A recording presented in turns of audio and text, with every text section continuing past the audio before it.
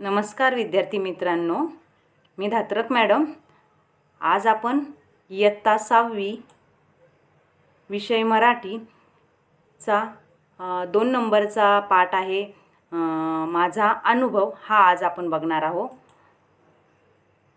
तर माझा अनुभव हा जो पाठ आहे, हा पाठ नेमकी का आपल्याला दिला आहे? कारण मी काल तुम्हाला एक प्रश्न दिलेला होता व्हॉट्सॲपवर. तो प्रश्न असा होता की आपल्या जीवनामध्ये एखादा आनंदी प्रसंग आलेला आहे आणि तो आनंदी प्रसंग तुम्हाला तुमच्या शब्दांमध्ये वहीमध्ये लिहायचा होता. हा प्रश्न मी तुम्हाला दिलेला होता. तुम्ही थोडाफार प्रयत्न केलाही असेल तो लिहिण्याचा. तर हा जो पाठ आहे, या पाठामध्ये सर्वात पहिल्यांदा जो आहे की नाते आपले एकमेकांशी घरात बाहेर असलेले जे नाते आहेत ते महत्त्वाचे आहे. मुलांना तुम्ही मला सांगा, आपले आई आणि वडील, तर हे आई आणि वडील आहे, या आईच्या कडची नातेवाईक, वडिलांकडची नातेवाईक आपले कोण लागतात? जसं आईची आई आपली कोण लागते? आजी लागते. आईचे वडील आपले कोण लागतात? आजोबा लागतात. तशीच आईची बहीण कोण लागते? मावशी लागते. तसेच आईचा भाऊ हा आपला मामा लागतो. बरोबर आहे ना? सगळ्यात पहिल्यांदा आपल्याला हे नातं समजलं पाहिजे. आणि त्यात नंतर विषय आहे, दुसरा विषय की मी तुम्हाला सांगितलं की आपल्याला एखादा आनंदी अनुभव लिहायला सांगितला, प्रसंग लिहायला सांगितला, तर तो आपल्या भाषेत कसा लिहायचा हे आपल्याला ह्या पाठातून स्पष्ट केलेलं आहे. आणि हा जो पाठ आहे, हा पाठ आपण बघत असताना, शिकत असताना या पाठामध्ये नेमकी एकदम मराठी सुंदर, विविध वेगवेगळी मराठी सुंदर अशी शब्दांचा उल्लेख ह्या ठिकाणी केलेला आहे. नादमय शब्दांची ओळख आपल्याला यातून होते. नादमय शब्द म्हणजे काय? की एखाद्या वस्तूचा आवाज कसा येतो आपल्याला, त्यातून येणारा नाद कसा असतो, हे या पाठातून आपल्याला सगळं काही शिकायला मिळतं. तर आपण बघूया आता. मुलांनो, हे जे समोर चित्र दिसतं हे कशाचं आहे बरं? बरोबर, आगगाडी, रेल्वे. तुम्ही रेल्वे मराठीतून त्याला काय म्हणतात? आगगाडी. ही आगगाडी आहे. ह्या आगगाडीतून तुम्ही कुठे जातात बरं गावाला? बरोबर, मामाच्या गावाला तुम्ही बराच वेळेस या आगगाडीतून गेलाच असाल. तर अजून मी पुढे तुम्हाला एक चित्र दाखवते बघा, की हे काय आहे बरं? बरोबर, पायातले पैंजण. पैंजण जे आहे या पायातले, तर हे पैंजण, ह्या पैंजणांना खाली काय दिसत आहे? छोटी छोटी घुंगरू दिसत आहे. जेव्हा हे पैंजण एखादी लहान मुलगी घालते आणि ती रस्त्याने चालते, तेव्हा त्या पैंजणाचा, त्या घुंगरांचा आवाज कसा येतो मुलांनो? छुम छुम छुम छुम असा एक वेगळा आवाज येतो. बरोबर आहे. त्यानंतर परत मी तुम्हाला एक चित्र दाखवते. हे काय आहे बरं? तुम्ही बघितलं असेल, बैल बघितले ना तुम्ही? त्या बैलांच्या गळ्यामध्ये हा पट्टा बांधलेला असतो आणि जेव्हा बैल चालतो त्यावेळेस ह्या घुंगरांचा एक विशिष्ट आवाज येतो. ते आपण ह्या पाठामध्ये बघणार आहोत. त्याच पद्धतीने परत तुम्हाला पुढचे चित्र मी दाखवते. हे चित्र कशाचे? बरोबर, बैलगाडी. ही बैलगाडी आहे. ही बैलगाडी सुद्धा जेव्हा चालते तेव्हा ह्या बैलांच्या जी घुंगराची माळ मी दाखवली तुम्हाला, ही बघा, ही दिसते, त्याचा आवाज तुम्हाला वेगळ्या पद्धतीने येतो. पुढे चित्र जे आहे, हे काय आहे? पाणी. ही नदी आहे. हे पाणी ह्या नदीतून जेव्हा वाहते, तिथे आजूबाजूला सगळीकडे शांतता असते, तेव्हा ह्या पाण्याचा एक विशिष्ट आवाज आपल्याला ऐकायला येतो. तो आवाज आपल्याला ह्या पाठात बघायचा आहे की याचे वेगवेगळे आवाज जे आहे, या वेगवेगळ्या वस्तूंचे आवाज हे कशा पद्धतीने येतात, कोणते आवाज येतात, तसेच हे आवाज आपल्याला बघायचे आहे. आता पुढे बघा, आपण ह्या पाठाला सुरुवात करू. पाठाचं नाव आहे माझा अनुभव. प्रत्येकाला वेगवेगळे अनुभव येत असतात. सुख, दुःख असे वेगवेगळे सुखाचे आणि दुःखाचे अनुभव येत असतात. तर आपल्याला जे अनुभव लक्षात असतात कायम, ते आनंदी अनुभव आपल्याला कायम लक्षात असतात. बरोबर ना? आता मी काय करते, हे वाचते. पहिला जो पॅरेग्राफ आहे तो वाचते. सगळ्यांना हे समोर दिसत असेल. सगळ्यांनी मी जेव्हा वाचते तेव्हा प्रत्येक शब्दाकडे लक्ष देऊन ऐकायचे की कोणत्या शब्दाला काय म्हटलं जातं, त्याचा उच्चार काय आहे. आणि नंतर एक पॅरेग्राफ झाल्यानंतर मी तुम्हाला समजून देईल. वार्षिक परीक्षा संपली. मी आणि रीमा घरी आलो. घरी पोहोचताच आईने सांगितले, उद्या आपल्याला आगगाडीने मामाच्या गावाला जायचे आहे. रीमाने आनंदाने उड्या मारल्या. पायातले पैंजण छुमछुम वाजवत ती घरभर फिरली. बघा, जे मी तुम्हाला काही चित्र दाखवले त्या चित्रांचा आता हा पॅरेग्राफ मी वाचला तर त्या चित्रांवरून बरीच तुम्हाला समज आली असेल की नेमकं आपल्याला या पाठात काय शिकायचं आहे. आता वार्षिक परीक्षा म्हणजे काय, तर वर्षाच्या सगळ्यात शेवटची परीक्षा. म्हणजे ही परीक्षा झाल्यानंतर बराच काळ आपल्याला काय असते, सुट्टी असते. त्यामुळे मुलं काय असतात, आनंदी असतात खूप. आणि ही वार्षिक परीक्षा संपली की मुलांची घाई कुठे असते, मामाच्या गावाला जायची. तर मी म्हणजे मी स्वतः नाही, हा पाठ ज्या लेखकाने लिहिलेला आहे, हा अनुभव ज्यांनी लिहिलेला आहे ते त्यांना स्वतःने लिहिलेला आहे, म्हणून त्यांनी तिथं त्यांच्या स्वतःबद्दल मी हा शब्द वापरलेला आहे. आणि रीमा त्यांची बहीण आहे छोटी, आणि ते हा अनुभव त्यांच्या छोट्या लहानपणाचा आहे ते सांगत आहे आपल्याला. मी आणि रीमा घरी आलो. परीक्षा संपली आणि पेपर देऊन लेखक आणि त्यांची बहीण हे घरी आले. तुम्हाला ह्या चित्रात दिसतच असेल. घरी पोहोचताच आईने सांगितले, उद्या आपल्याला आगगाडीने मामाच्या गावाला जायचे आहे. असं जेव्हा आईच्या तोंडून वाक्य पडलं तेव्हा रीमा आनंदाने उड्या मारू लागली. म्हणजे लेखकांची बहीण, हिला खूप आनंद झाला की आईच्या तोंडून वाक्य निघताच उद्या मामाच्या गावाला जायचं आहे. तिला खूप आनंद झाला. आणि तुम्हाला दिसतंय मुलांनो, इथे हे उद्या शब्दाच्या आधी 2 डॉट दिसत आहे. याला काय म्हटलं जातं, 2 डॉट आहे.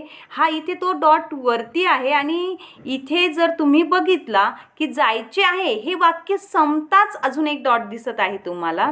हे दुहेरी अवतरण चिन्ह आहे. हे दुहेरी अवतरण चिन्ह कधी वापरतात मुलांनो, तुम्हाला वाटेल की इथे 2 आणि इथे 2 काय दिलेले आहे, ते दुहेरी अवतरण चिन्ह आहे. जेव्हा एखादं वाक्य जसेच्या तसं तोंडातलं बोललेलं जेव्हा लिहिलं जातं त्यावेळेस हे दुहेरी अवतरण चिन्हाचा वापर केला जातो. आणि हे आईच्या तोंडचं वाक्य जशाच्या तसं लेखकाने इथे लिहिलं आहे तेव्हा या चिन्हाचा वापर केलेला आहे. बघा की पायातले पैंजण छुमछुम वाजत ती घरभर फिरली. आणि मामाच्या गावाला जायचं हे कोणाला बरं नाही आवडत, का तिथं कोणतीच बंधनं नसतात. आपण ह्या पाठामध्ये पुढे बघणारच आहोत की मामाच्या गावाला गेल्यानंतर आपण काय करतो. तर हे ऐकून रीमाला खूप आनंद झाला. बघा, मी पुढचा पॅरेग्राफ वाचते. मामाच्या गावाला जाण्यासाठी आम्ही सकाळी निघालो. फुल स्टॉप. इथे वाक्य संपलं आहे. आगगाडीत बसलो. आगगाडी झुकझुक झुकझुक करत चालली होती. खिडकीत बसलेल्या रीमाचे केस भुरभुर उडत होते. खिडकीतून येणाऱ्या उन्हामुळे तिचे डोळे लुकलुकत होते. तिचा चेहरा प्रसन्न दिसत होता. आई वाचत असलेल्या पुस्तकाची पाने हवेने फडफडत होती. ती वाचनात तल्लीन झाली होती. मी खिडकीतून बाहेर पाहू लागलो. थंडगार वाऱ्याचा झुळका अंगावर झेलू लागलो. बघूया, मामाच्या गावाला जाण्यासाठी सकाळी ते निघाले. यानी जो लेखक और उनकी बहन, ये जो फाइनल परीक्षा रही थी, वार्षिक परीक्षा, वो निकल के वो दे के घर पे आए. और घर पे आने के बाद उनकी माता ने बोला है कि अब छुट्टी लग गई है, हम रेलवे से क्या जाने वाले हैं, मामा के घर पे जाने वाले. तो उनको बहुत खुशी हुई और वो सुबह सुबह क्या हो गए, अभी घर से निकलने लगे कि मामा के घर पे जाना है. देखो, आगगाडीत ते बसले. आगगाडी झुकझुक करत चालली होती. तुम्हाला मी दाखवलं की आगगाडीचं चित्र. आपण आगगाडीत बसतो तेव्हा गाडीचाही एक विशिष्ट आवाज, झुकझुक, हा गाडीचा आवाज आहे. ह्या आवाज करत ती गाडी काय होत असते, पुढे निघत असते. आणि खिडकीत ते बसले होते. तुम्हाला ह्या चित्रामध्ये मी दाखवलंच की आई बसली आहे आणि आईच्या बाजूला खिडकीत रीमा बसली आहे आणि ह्या बाजूला स्वतः लेखक बसलेले आहे आणि ते आपल्या मामाच्या गावाला जायला निघाले. आणि खिडकीत रीमा बसलेली होती. गाडी जेव्हा जोरात चालत असते तेव्हा हवा खिडकी उघडी असल्या कारणाने हवा जोरात येत होती आणि हवा जोरात येत असल्याने रीमा खिडकीत बसली होती. त्यामुळे रीमाचे जे केस होते हे उडत होते. तर आता उडण्याचा आवाज येत नाही पण आपल्याला ते दिसतात की पूर्ण विस्करलेले आपले केस दिसतात. अशा भुरभुर हे केस काय करत होते, उडत होते. खिडकीतून येणारं ऊन आणि खिडकीतून एक प्रकाश येत होता, ऊन येत होता. ह्या उन्हामुळे त्या रीमाचे डोळे जे होते लुकलुकत होते. लुकलुकणे म्हणजे काय मुलांनो, चमकणे. एखादा सूर्यप्रकाश, लाईट, बॅटरी आपण बघितलं की आपल्या डोळ्यांवर अचानक पडल्यानंतर आपले डोळे काय होतात, थोडे चमकतात. अशा पद्धतीने रीमाचे डोळे चमकले. तिचा चेहरा प्रसन्न दिसत होता. म्हणजे काय, तिचा चेहरा आणि उनका मुंह प्रसन्न याने आनंदी. मामाच्या गावाला जायचं आहे म्हटल्यानंतर खूप आनंद झाला आणि जो रीमा बैठी थी मामा के घर पे जाने वाली थी, इसके मुंह पे बहुत खुशी दिख रही थी. आई वाचत असलेली आणि तिची आई जे पुस्तक वाचत होती, ह्या पुस्तकाची पाने देखील येणारी हवा होती. ह्या हवेने काय होत होती, फडफडत होती. त्यांचा एक विशिष्ट आवाज येत होता, नादमय आवाज म्हटलेला आहे. एक नादमय आवाज तिथे आपल्याला तो शब्द आपल्याला इथे बघायला मिळतो, फडफडत होती. ती वाचनात तल्लीन होती आणि तिची आई जे वाचत होती त्या वाचनामध्ये एकदम मग्न झालेली होती, गुंग झालेली होती. आपण एखादं काम करतो त्या आपल्या कामामध्ये आपण पूर्णपणे मग्न होतो. जशी आता रीमा बाहेर पाहण्यामध्ये मग्न झालेली आहे आणि आई काय करत आहे की पुस्तक वाचत आहे, ती त्यात मग्न झालेली आहे. आणि जे लेखक होते हे लेखक खिडकीतून बाहेर पाहत होते आणि खिडकीतून बाहेर पाहत असतानाच त्या खिडकीतून वाऱ्याच्या झुळका अंगावर झेलू लागले. ते म्हणजे काय की जेव्हा ते त्या खिडकीतून बघत होते आणि खिडकीतून जो वारा येत होता, झुळका म्हणजे थंड वारा, एक थंड वारा ते अंगावर घेऊ लागले. त्यांच्या अंगावर पूर्णपणे थंड वारा लागत होता, त्यांना घेऊ लागले. झेलू लागणे म्हणजे घेऊ लागणे. अशा पद्धतीने त्यांचा प्रवास हा चालला होता. बघा, तेवढ्यात आता मी पुढचा पॅरेग्राफ वाचते. तेवढ्यात माझे लक्ष माझ्या शेजारी बसलेल्या मावशीकडे गेले. त्यांच्या मांडीवर बसलेले छोटेसे बाळ माझ्याकडे पाहून खुदकन हसले. मी बाळाला मांडीवर घेतले. ते खिडकीतून पळणारी झाडे टुकूटुकू पाहू लागले. पाहता पाहता ते गाढ झोपले. आता तुम्हाला शेजारच्या चित्रात दिसतच असेल की एक मावशी आहेत आणि त्यांच्याजवळ एक छोटंसं त्यांचं बाळ आहे. तर लेखकाने त्यांच्या आसपासचं वातावरणाचा सुद्धा त्यांनी या ठिकाणी उल्लेख केलेला आहे की ते थंडगार हवा झेलत होते, खिडकीतून बाहेर पाहत होते. तेवढ्यात त्यांचं लक्ष कुठे गेलं, त्यांच्यासमोर बसलेल्या एक मावशी होत्या त्यांच्याकडे गेलं आणि त्यांच्याकडे न जाता त्यांच्याजवळ असलेलं छोटंसं बाळ जे होतं त्यांच्या मांडीवर बसलेलं, ते बाळ माझ्याकडे बघितलं आणि खुदकन हसलं. म्हणजे ते बाळाने लेखकाकडे बघितलं आणि ते छान खुदकन म्हणजे काय, पटकन. एखाद्याचं लक्ष जाताच एखादी व्यक्ती पटकन हसते, त्या पद्धतीने ते बाळ त्यांच्याकडे बघून पटकन हसलं आणि लेखकाला असं वाटलं की ती छान गोंडस बाळ आहे असं आपल्याला वाटलं की आपण लगेच त्या बाळाला जवळ घेतो. तसं लेखकाने काय केलं, त्या बाळाला पटकन आपल्या मांडीवर घेतलं आणि अपनी गोद में लिया. जो बाल सामने बैठा था अपने माँ के गोद में, वो लेखक ने देखा और लेखक को ऐसा लगा कितना अच्छा बाल है, तो उन्होंने क्या किया, उस बच्चे को अपने गोद में ले लिया. ते खिडकीतून पळणारी झाडे, ते बाळ जे होतं हे खिडकीतून जी झाडे पळत होती, ह्या खिडकीतली झाडे, पळणारी झाडे जे होतं हे टुकूटुकू पाहू लागलं. टुकूटुकू म्हणजे काय, एकटक, सारखं.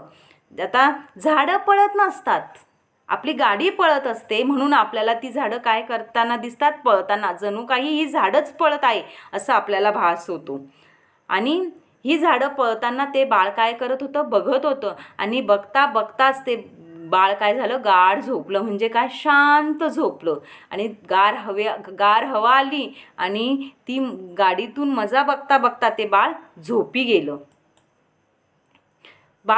मुलांनो, आज आपण ह्या पाठातले 2 पॅरेग्राफ बघितले आहे. तर आता ह्या पॅरेग्राफमध्ये काही कठीण शब्द आले, ते मी शिकवता शिकवता तुम्हाला सांगितलेच. तसेच लुकलुकणे म्हणजे चमकणे, तल्लीन होणे म्हणजे काय, गुंग होणे. आणि हे जे तल्लीन होणे, गुंग होणे हा वाक्यप्रचार आहे. आणि ह्या ज्या पाठामध्ये तुम्ही शब्द वापरले आहे, मी तुम्हाला आधी काही चित्र दाखवले आणि प्रत्येक चित्राचा कसा आवाज येतो याला नादमय शब्द म्हटलं जातं. आणि हे नादमय शब्द कोणकोणते आलेली आहे, झुमझुम, झुकझुक, लुकलुक, फडफड, टुकटुक. बरोबर. तर ही नादमय शब्द या ठिकाणी आलेली आहे. आणि हा पाठ आपण एवढा बघितला आहे. पुढचा पाठ आपण पुढच्या भागामध्ये बघू. त्यासाठी तुम्हाला काही गृहपाठ देते. तुमच्या घरातील व्यक्तींबरोबर सुट्टीत तुम्हाला कशी मजा करता आली ते लिहा. आता थोडं मराठी लिहायला सुरुवात करायची आहे. की मराठी लिहिताना आपण जेव्हा लिहितो तेव्हा काही आपले वाक्य टाकतो. तर हे वाक्य आपण काय केलं पाहिजे, जसं या लेखकाने हे लिहिलेलं आहे, वाक्यरचना कशी केलेली आहे. आणि लिहिताना थोडं शॉर्टकट नाही, की आपल्या आजूबाजूचा परिसर, त्यात काय घडतंय काय नाही, हे त्यांनी किती छान उल्लेख करून आपल्याला सांगितलं आहे. तसंच उल्लेख करून आपल्याला काय करायचं आहे, त्या ठिकाणी तुम्हाला लिहायचं आहे. आणि तुम्ही एवढं लिहून मला ग्रुपवर जरी टाकलं तरी चालेल. आपण पुढच्या भागामध्ये उरलेला भाग बघूया. धन्यवाद.